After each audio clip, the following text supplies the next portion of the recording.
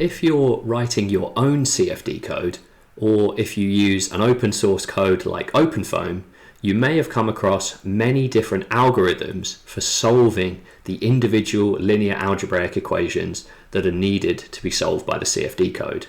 There are many different algorithms. Some popular ones include the Gauss-Seidel algorithm, the multi-grid method, and the conjugate gradient algorithm. In this talk, what I'm going to be doing is giving the background for the conjugate gradient method. Now, the conjugate gradient method is actually one of the simplest methods to implement when you look at the equations involved, but it's actually one of the trickiest methods to understand, and there's a lot of background that actually goes into understanding the method. So if you'd like to actually understand the method and how it works, this is going to be the talk for you. I'm going to be doing it in two parts. The first part, I'm going to be going through the background, understanding the setup for the problem and its formulation, and how this algorithm aims to improve over the Gauss-Seidel algorithm.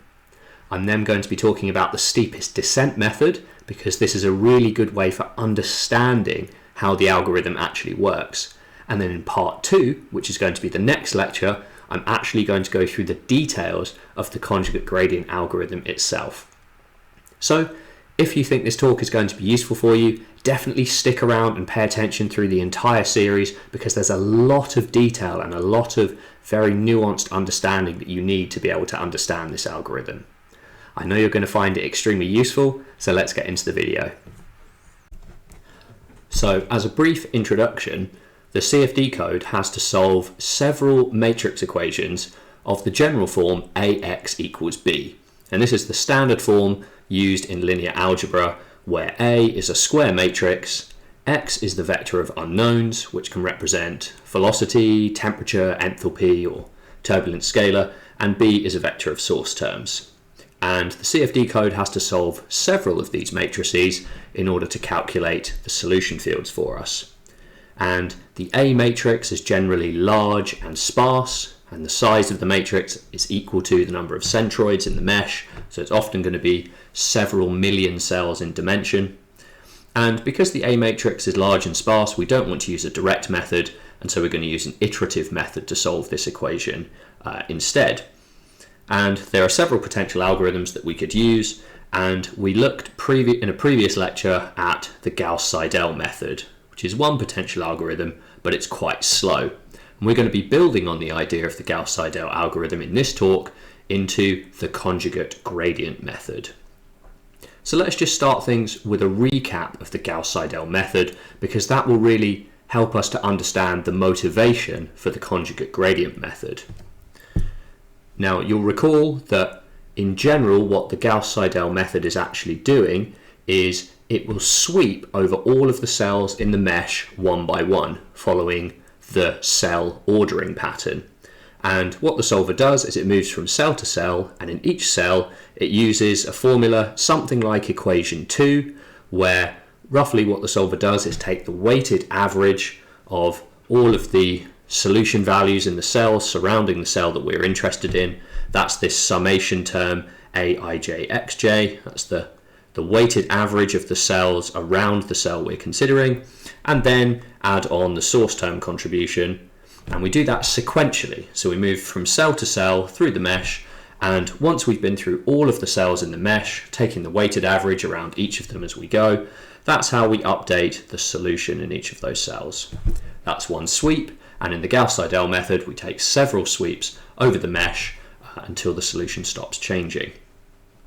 So the general process of Gauss-Seidel is to first move from cell to cell and update the solution using the formula. And then once we've been through all of the cells in the mesh once, that's one sweep, what we do is calculate the residual vector by substituting in that solution x into the formula r is equal to b minus ax. So that's going to be a matrix multiplication and a subtraction, which calculates the residual vector. Then we calculate the scalar norm in some form of the scalar norm of this residual vector, and that gives us a single value. And if that residual value is greater than the tolerance, then the algorithm isn't converged, and we go back to the start and we do the next sweep of the solution using that Gauss-Seidel formula. But the key thing I want you to notice here about the Gauss-Seidel algorithm and how we're going to improve it for the conjugate gradient method is that the residual vector r, we're only using it to assess the convergence of the Gauss-Seidel algorithm at a given point. The residual vector r isn't actually used to influence how we calculate the solution. It's only used to just assess how close we are to the solution. So we calculate a solution and then we just use r to assess how good it is.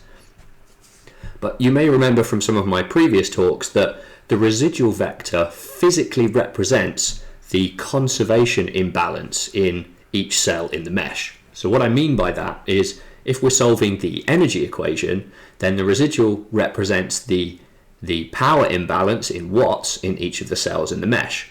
Likewise, if we're solving the momentum equation, the residual vector represents the force imbalance in each of the cells in the mesh, and the imbalance being the difference between us satisfying conservation of energy or conservation of momentum.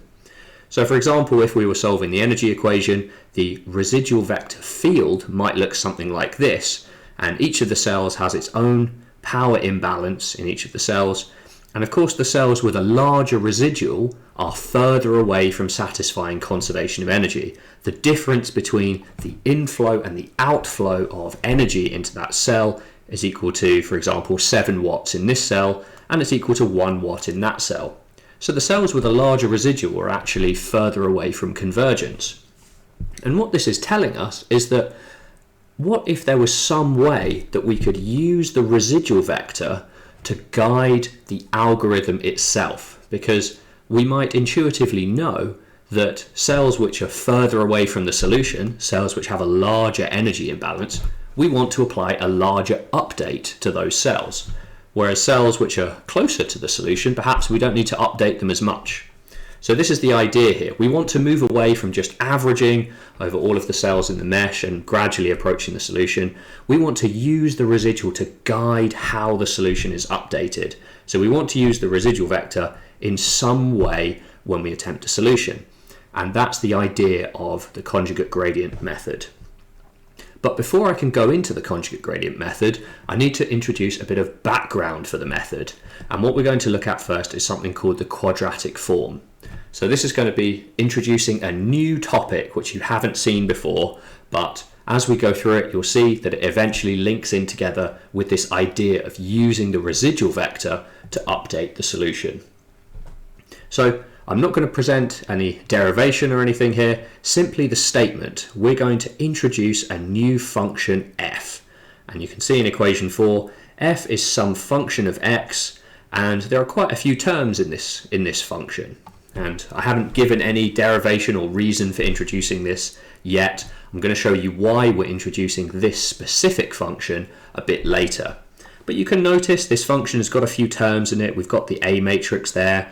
We've got the x, the solution vector there, transposed. We've got the source term vector and some arbitrary constant c. Now, of course, at this stage, I could have picked any function. I could have just invented a function and introduced it here. But I've chosen to introduce this function specifically, and we'll see why in the next few slides. Technically, this function is called the quadratic form of the formula ax equals b, and we'll see why a bit later. But before I do that, I just want to give you an example to help you understand this function, because it can appear a bit confusing. We've got a number of different terms in there, and it's not really clear what this function is actually doing. So let's start by substituting in some values. Let's say we had a solution x, which had two components. I'm going to be considering this in 2 dimensions. So x is just a 2 by 1 vector, and x has values of 2 and 1. We've got a 2 by 2 A matrix, a source term vector b, and then just an arbitrary constant c I've set to 0. So you can actually think of this as a 2 by 2 matrix equation, or a mesh with 2 cells in it, which isn't very physical, but it's useful for understanding. So how do we evaluate this formula? Well, the first thing we do is we take the transpose of the x vector, we multiply that using matrix multiplication by the A matrix, and then use matrix multiplication again with the b vector.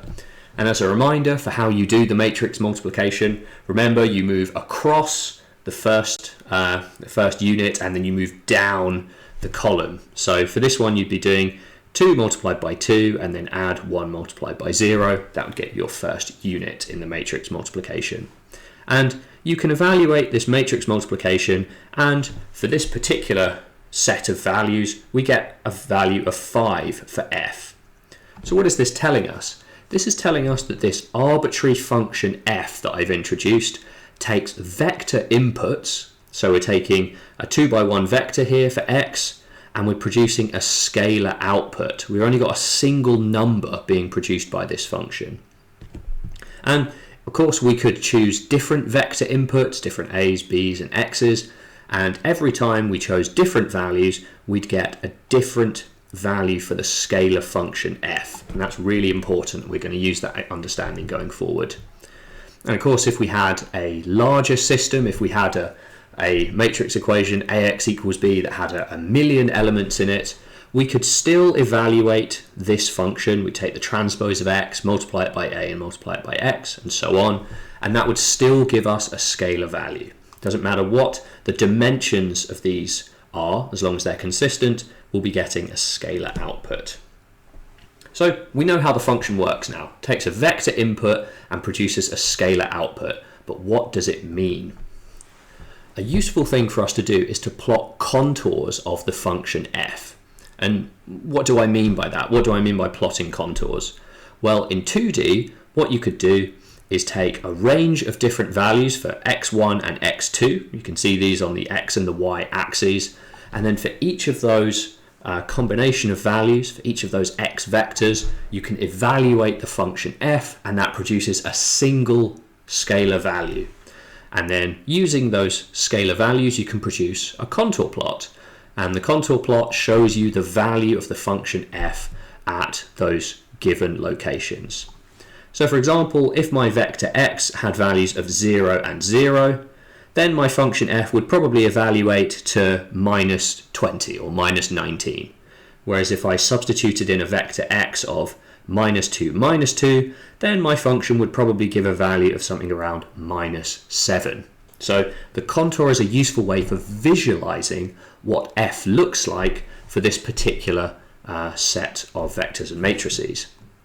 Now, it's also important to remember here that x is our unknown solution, whereas a and b, they're going to be fixed by our problem. Because remember, we're trying to solve ax equals b. We don't know what x is yet, but for a given a matrix and b vector, f will produce contours of a specified shape. Now, what does this contour field actually look like? What does it mean? We still don't really understand what f is. Well, you can see for this example, we've got a number of concentric circles. What does that mean? Well, it's useful to actually think of f as the height of a surface in 3 dimensions. What do I mean by that? What I mean is that for each of the values of f, so for example, minus 20 up here and 15 over here, if you take that value and plot that as a height in 3D, so you can see over here where f is 20, the f is about 20 meters above 0 or above the ground, and so on. Where f is minus 10, it's 10 meters below the ground, and from that you can use f to plot the height of a 3D surface. And the 3D surface shows us actually what f looks like. You can see that f has a concave shape that looks a bit like a bowl. It has a bottom, or it has a minimum. And this is because you may notice that the f is actually a quadratic function. It varies with x squared. And you can actually see this looking back at the definition of the function. We've almost got an x squared in here, because we've got x multiplied by x. Then we've got a linear term multiplied by x and a constant c. So this is why f is called a quadratic form. It varies with x squared.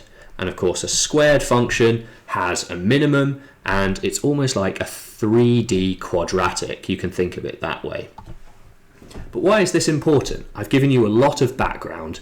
Why have we introduced this arbitrary function f that happens to be quadratic and happens to have a kind of bowl shape? Why have we introduced this function? Well, the important thing and the important reason for introducing this specific function f actually comes down to the gradient. And we can evaluate the gradient of the function f, If you want to know the mathematics for that, precisely how we do it, there's a link in the description to a very good reference where you can find that.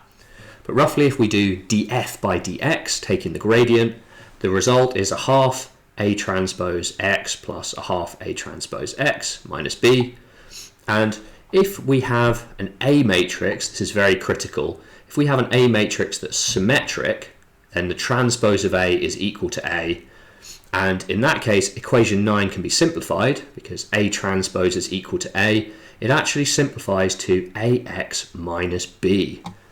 So this is a really, really key result. The gradient of this arbitrary function f that we introduced is equal to ax minus b. And the really key bit is if we set the gradient equal to 0, or where df by dx is equal to 0, f prime is equal to 0, we can see that ax is now equal to b, or ax minus b is equal to 0. So this is the key result. This is the reason that we chose to introduce this arbitrary function f, is that this specific function has the unique property that where its gradient is equal to 0, at that point, ax is equal to b. So what does that mean? That means that at the location where the gradient is equal to 0, or the bottom of the bowl, you can think of it that way, where df by dx is equal to 0, at that location, x1 and x2, that location is the solution of ax equals b. And that's the key result. And this is why we chose this function f and not some other arbitrary function. So what have we actually done here? We've done something, we've almost taken a step back, and that will allow us to take several steps forward and introduce a new method. We've reformulated our problem. The new formulation of the problem is that we want to find the minimum point of the function f that we've introduced. And at that point, which I've labelled here in the diagram, that coordinate location, or x1, x2, that coordinate location is the solution of ax equals b. And this is extremely useful for us in the conjugate gradient method, the steepest descent method, and other methods, because now we're doing something completely different. We're now just trying to find the location where we have the minimum of the quadratic form, which turns out is a lot easier to do, and it's also easier for us to understand as well, because we can use the contours as a map to understand what we're doing and where we're going. Now, I wanted to make a small side point here about this arbitrary constant c, which I haven't talked about. What you'll notice, and you can always try this for yourself substituting in values, is that if you change the value of the constant c, what that does in effect is move the surface up and down. It translates it up and down. And you can see this in the values of f. If I have a value of c of minus 20, these are the values of the contours, or the height of the surface. But then if I change c from minus 20 to plus 40, you can see that all of the values have been increased by 60. I've just moved the contour surface up, but the contour surface still has the same shape. And it still has the same shape, which means the location of the minimum, which is what we're trying to find, is still at the same location. So this arbitrary constant c doesn't actually matter what you set it as, and in many sources you'll see that c is just set to 0, or it's not even included, because it's not important. We're looking for the coordinate location of the minimum, and you can see, comparing left to right, that this still occurs at the same coordinate locations of roughly 0 and a half. You can see in there the same location, and that's the same solution of ax equals b. So we're not trying to find where f is equal to 0, we're looking to find where the gradient df dx is equal to 0, and that's a very important point to remember when we're doing this. So we now have a new problem. What we need to do is find the minimum of this function f. How do we do that? Well, it turns out there's actually a lot of flexibility. There are many different ways you could find the minimum of this quadratic function, and this is why different methods exist. All of the methods are trying to do the same thing. They're trying to find the minimum of f, but they use different methods to find the root there. But what I'm going to do to help motivate the conjugate gradient method is start by talking about the general approach, so you can understand in general how all of these descent methods work. The first thing we would do in our algorithm is, much like any other iterative method, start with an initial solution or an initial guess, x naught. And what would happen, this may be the 0 vector, you may choose 0 values for all of your cells in the mesh, and what you can do is take that initial guess and use it to evaluate f. And what you would find, of course, is that the initial guess, x naught, that would give you some location on the map. So your starting guess gives you a starting location. So if, for example, in this particular problem, solving this 2x2 matrix equation, my initial guess was -2 for x1 and +2 for x, it's my initial vector, then my starting position is here. I'm starting on the map and I need to get to the minimum. So I need to find the minimum and I need to move to the minimum. And once I have it, that is going to be the solution of my matrix equation. And what the iterative method is going to do in general is take steps and move around the map. So if my first guess is x naught, and then my algorithm, whatever I choose to do, ends up calculating the new solution x1, that gives me my new location on the map. So each time the iterative solver gives you a new solution, it's actually giving you a new location on the map. And this is useful for us when we're developing an algorithm, because all we need to think about is how do we move around the map. And of course, a good algorithm, what a really effective algorithm will do, is find our way to the solution, to the bottom of that bowl in the valley, in as few steps as possible, because each step is one iteration. Of course, for our iterative method, we want to get there as quickly as possible in as few steps. And we can write this in a very general formula of just xk plus 1 is equal to xk plus delta x. So the new position on the map, xk plus 1, is equal to the old position plus some increment. And it's the increment that's really going to interest us. Different algorithms will provide different ways of moving from x0 to x1, x1 to x2, and so on. It's this movement vector, delta x, that we're going to be interested in. And the actual formula that's used is slightly different, and I've got it for you here on the slide. Now we've got xk plus 1, so that's the new position. You can think of that as the new position on the map. That's going to be equal to the old position, xk plus 1. And then how do we move there? Well, we have two contributing factors to the movement. The first is the direction vector, p. So if you think you're starting at xk on the map and you need to know where is my direction pointing, which direction am I going to move in around the map? That's direction p. Once we've picked a direction, we need to know what distance we move in that direction. And that's going to be given by alpha, which is of course a scalar value because it's telling us the distance, whereas p is giving us the direction. So you can think of it like this on the map. You start at xk, and then your algorithm chooses you're going to be moving in a direction pk, so we're going to be moving in this direction, and then alpha tells you this is how far along pk you're going to be moving, then you stop, and that gives you your new position, xk plus 1. So each iteration, this is what the iterative method is going to be doing. It's going to be calculating a distance, alpha, a direction, p, and then it's going to use that to advance the previous position to the new position, which will give us the next iterative solution. So what we need to focus on for conjugate gradient and for steepest descent and other similar methods is how do we calculate a direction and how do we calculate a distance. We only have two parameters to calculate, and we now understand what those parameters mean. So how does this look as a general algorithm before I tell you how to calculate p and how to calculate alpha? The first thing is, in a particular iteration, so we start the iteration, the first thing the algorithm is going to do is calculate a direction. It's going to say this is the direction we're going to use, this is p, then it will calculate a distance, and it will say I think we're going to move this far along that direction p, and then what the algorithm does is take the step and say the new solution is going to be equal to the previous solution plus the direction multiplied by the distance, and then at the new solution we can calculate the residual again in the same way that we did with the Gauss-Seidel algorithm. We can substitute in that new position xk plus 1 into the formula b minus ax. That gives us our new residual, and of course we can calculate the scalar norm, and we can again see how close are we to the solution.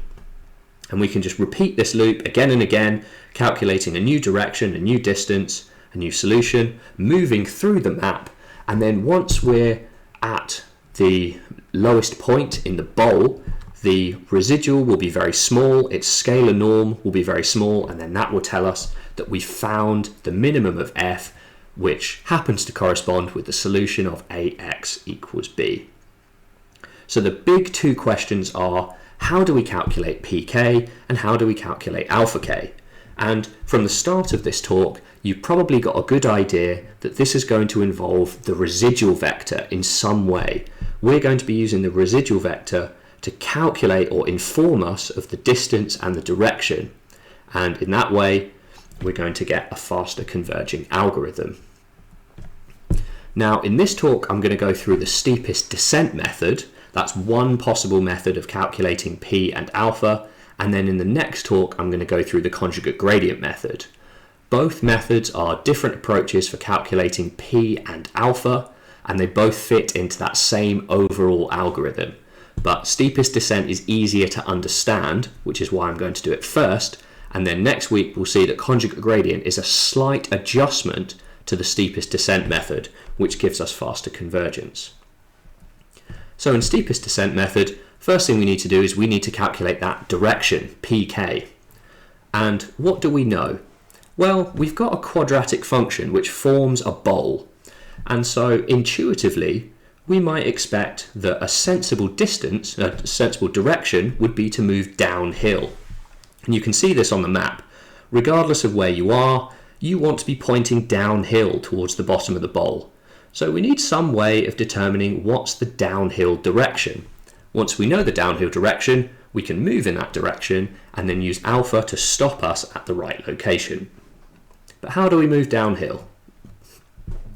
Well, to move downhill, we need to go back a bit and think a little bit about the definition of gradients of scalar functions. So there is a little bit of maths here, and you could look into this in more detail and do this more rigorously, mathematically, but I just want to do the surface level understanding so that we can move on and look at the rest of the algorithm. If you look at this image here on the left, what I've got is I've got 2 points in red, and they represent just 2 points on the map. And at this first point, the scalar function f is equal to 0.1, and at the second point, the scalar function f is equal to 0.3. And we're going to move between those 2 points. Now, if we think about the gradient of f, the gradient of f in the x1 direction will be df by dx1. How is f changing in the f1 direction? Well, we've changed 0.2, so 0.3 minus 0.1, that gives us our change in f, and then our change in x1 is 1 meter, so df by dx1 is equal to 0.2. If we look in the x2 direction, we've changed 0.3 minus 0.1, so we've got 0.2, and we've moved half a meter in the x2 direction. So the gradient df by dx2 is equal to 0.4. If we form these together as a vector, we can see that the gradient, so df by dx1 and df by dx2, has components 0.2 and 0.4. What we can see is that this gradient is, of course, the gradient of a scalar function produces a vector, and the vector points in the direction of increasing f. You can see that 0.2, 0.4, that clearly points in this direction, which aligns with the direction of the increase in f. So what this is telling us, without doing this rigorously mathematically, is that the gradient, so f prime, gives us the uphill direction. It's showing us which direction does f increase in. And of course, we want the downhill direction because we want to move towards the bottom of the bowl. So the trick is we just multiply by minus 1, because the opposite of this, minus 0.2 minus 0.4, would point in the direction from here to here. It would point in the downhill direction. So this gives us an indication of what we want to do. Our movement direction, P, is going to be somehow related to the gradient f prime, and it's going to be in the opposite direction to the gradient. So this is the general form of our scalar function f, and earlier in the talk I introduced the formula for the gradient f prime, which is equal to ax minus b in general. And if we remember the definition of the residual is equal to b minus ax. So we can see that actually the gradient at any point on that surface is equal to minus the residual. And this is a really, really key result in the steepest descent method. What it's telling us is that regardless of where we are on the surface of that quadratic function, the residual tells us the direction of the gradient. The residual is actually a local gradient vector that points downhill. That's really, really important. And I've highlighted this for you in the box here. So the gradient of f, the uphill direction, is equal to the residual times minus 1. So the residual itself is equal to the downhill direction, or minus the gradient of f.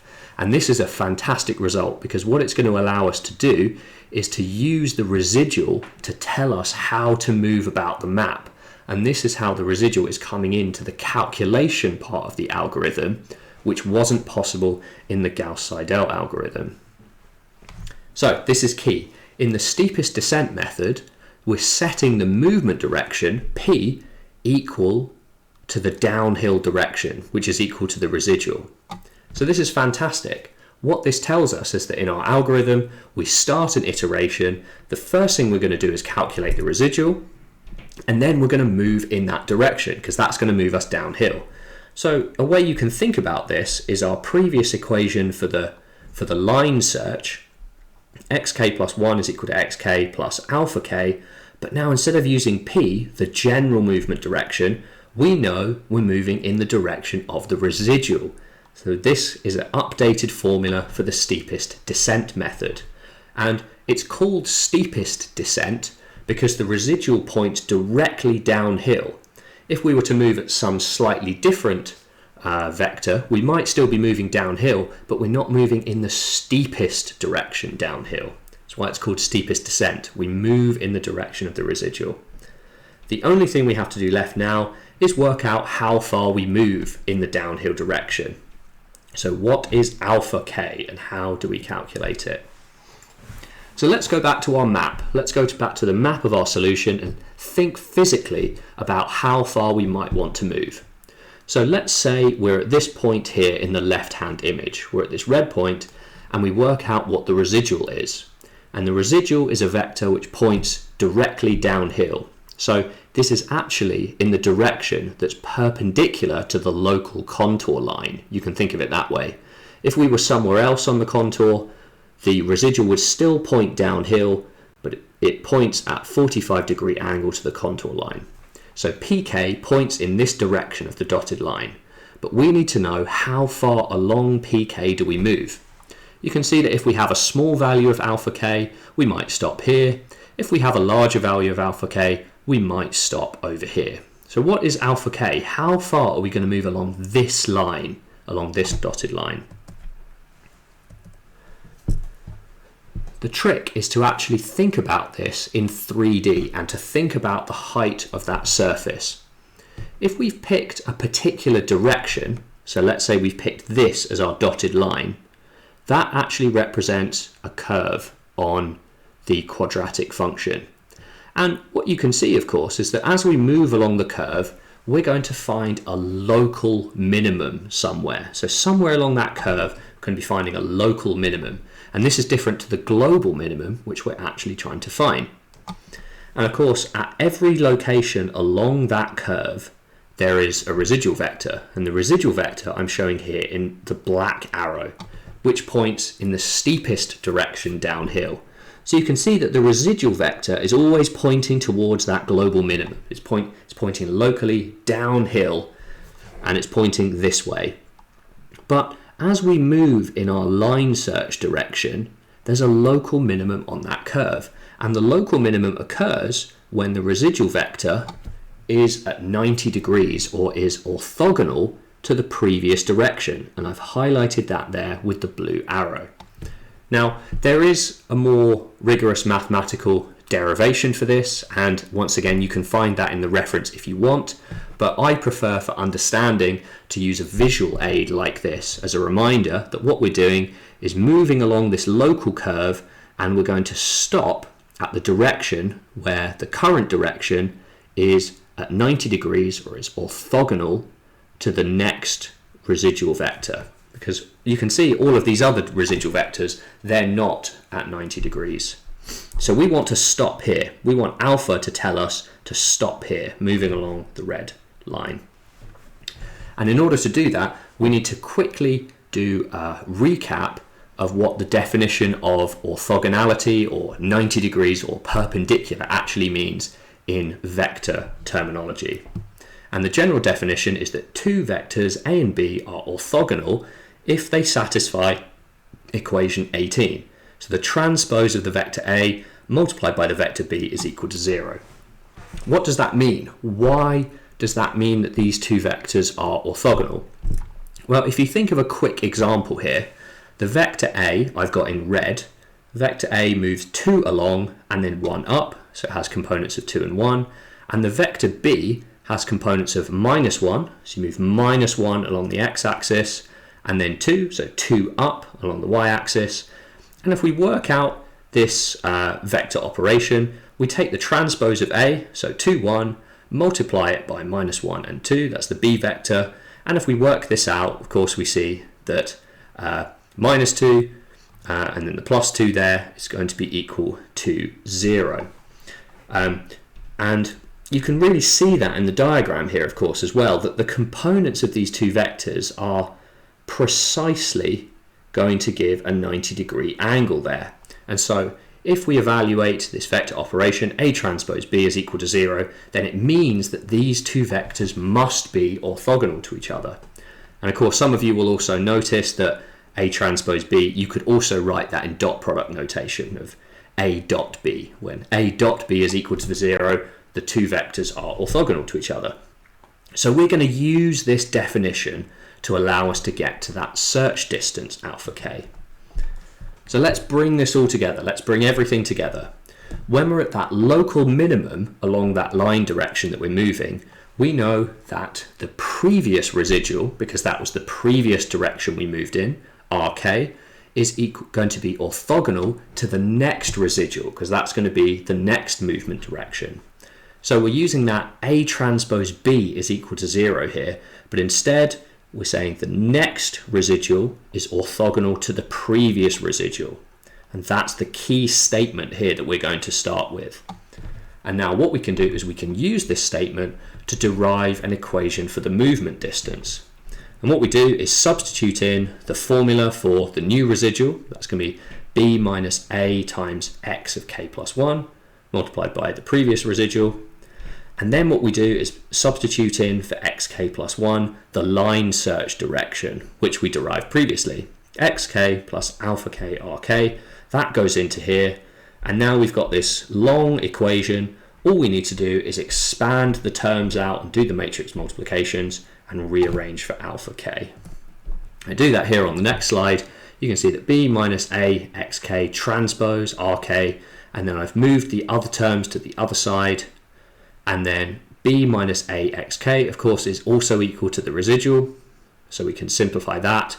And then all I'm going to do is rearrange these terms, divide through by rk transpose ark, and that gives the key result for the movement distance alpha k.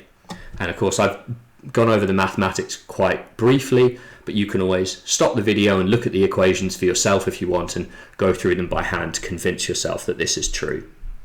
So what's this telling us? Alpha k. This is telling us that once we've picked that movement direction, we've picked to move in the direction of the residual, we could move any distance we wanted along there, but if we choose alpha k exactly to be this quantity, then we're going to be stopping on that line at a position where the next residual is orthogonal to the previous residual. And this is everything we need for the steepest descent algorithm. And of course, I wanted to throw in a small reminder for you here. If you don't like the notation with the transpose, you could also write this formula using the dot product instead. So equation 25 is equivalent to equation 24 if you prefer to use dot product notation there. So this is the steepest descent method. We have everything we need. The first thing we do is, in a given iteration of the steepest descent method, we start by calculating the residual. So we take the current solution, this may be our initial guess or it may be our current solution, and we evaluate b minus ax. That gives us our current residual. And remember, in the steepest descent method, we set the search direction equal to the residual. So we now know the downhill direction, we're going to move in the downhill direction, and we calculate that search distance using that formula which we just specified. So we know that when we move that distance alpha k along pk, the next residual is going to be exactly orthogonal to the previous one. So when we have pk and alpha k, we can update the solution by moving along the vector using the formula. And then what we can do, now that we have xk plus 1, is we can evaluate the next residual, which we know is going to be orthogonal to the previous one. And of course, you could evaluate that yourself if you wanted to as a check. Once we have that, we calculate the scalar norm, and if the value is not less than the tolerance, then we repeat and go back to the start of the next iteration. We specify the search direction, we calculate the search distance, we move along it, and so on.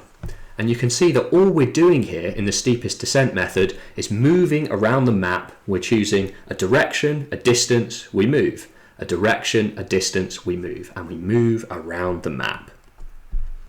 And what you'll find is that if you actually implement this, the steepest descent method tends to follow a zigzagging path. And you'll see this if you research the steepest descent method on the internet, because each of the search directions are orthogonal to the previous one. So you get a pattern which looks something like this. You can see it on the map. And this is fine. This is a perfectly good algorithm. You could use it if you want.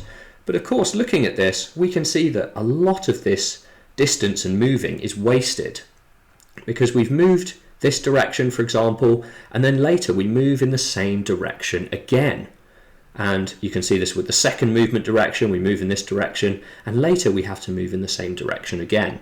So the steepest descent method isn't that efficient. It's a perfectly workable algorithm, but it's not that efficient. And this is what we're going to be doing for the conjugate gradient method. We need to come up with a more efficient method of moving around the map. And the key for doing that, I'm going to cover in the next lecture. And the trick is that we don't choose the search direction, pk, to be equal to the residual.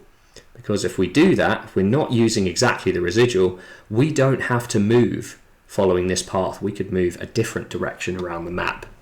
And it turns out that choosing that direction is a lot more complicated, and that's what I'm going to go through in the next lecture. So just as a quick summary to wrap up everything I've talked about today, what we've done in the steepest descent method, and also is what we do in the conjugate gradient method, is we start by introducing this arbitrary function f. And the reason we choose this function is it has the particular property that where its gradient is equal to 0, or the minimum of this function, is the solution of ax equals b. So rather than trying to solve ax equals b, we just need to try and find the minimum of this function f. And the way that we do that, we find the minimum by moving around the contour map using a technique which is sometimes called line searching.